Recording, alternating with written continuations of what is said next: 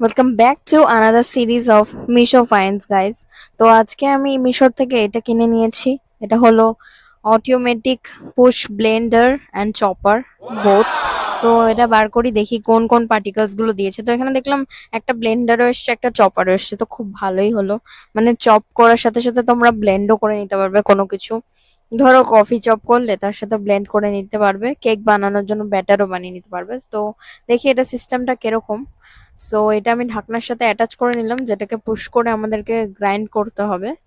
যারা আমাদের মতো এরকম কুড়ে মানুষ, মানে বেসিক্যালি আমার মতন, এই যে দেখো এটা চাপলে ওই সাইডে আনলক হয়ে যায়।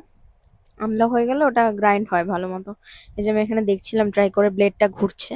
সো যেখানে আমি বলছিলাম সেটা হচ্ছে আমার মতন যারা কুড়ে আর যাদের হাত বারে বারে কেটে যায় চাকু দিয়ে কাটতে গেলে, বটি দিয়ে ইউজ করতে গেলে, সো তারা ডেফিনেটলি এটা কিনতেও পারো, এটা ইউজও করতে পারো। এটা খুবই ইউজফুল একটা জিনিস।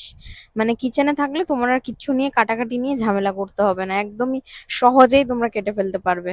তো এইটা তারপরে আমি নিয়ে নিলাম। নিয়ে নেওয়ার পর আমি এখানে পেঁয়াজ আর লঙ্কাটা দিয়ে দিয়েছিলাম, এখানে গ্রাইন্ড করছিলাম। দেখো খুব সুন্দরভাবে গ্রাইন্ড হচ্ছে, পুরো ভেতরের পার্টিকেলস গুলো দেখা যাচ্ছে। আর খুব মিহি ভাবে, যেমন ভাবে মিক্সার গ্রাইন্ডারে গ্রাইন্ডার ওরম তো আর গ্রাইন্ড হবে না, না পেস্ট নয়, পেস্ট হবে না, বাট এটা হ্যাঁ ভালো, খুব সুন্দর চপ হয়ে যাবে।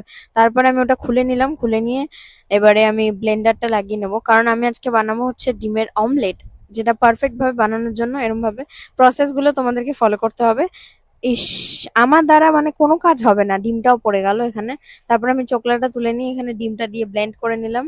অ্যান্ড ব্লেন্ড করে নেওয়ার পরে তোমাদেরকে সামান্য একটুখানি মানে ব্লেন্ড করবে, বেশি ব্লেন্ড করে দরকার নেই, কারণ আমরা এটা দিয়ে ক্রিম টিম বানাচ্ছি না তো, এগ হোয়াইট দিয়ে ইয়োগার্ট দিয়ে, তার জন্য এটা জাস্ট ব্লেন্ড করলেই হবে নর্মাল একটা অমলেটের মতন। অ্যান্ড তারপরে এখানে ব্লেন্ড করার পর তোমরা একটা ফ্রাই প্যান নিয়ে নেবে। অ্যান্ড ফ্রাই প্যানের মধ্যে তোমরা অল্প একটু তেল দিয়ে দেবে।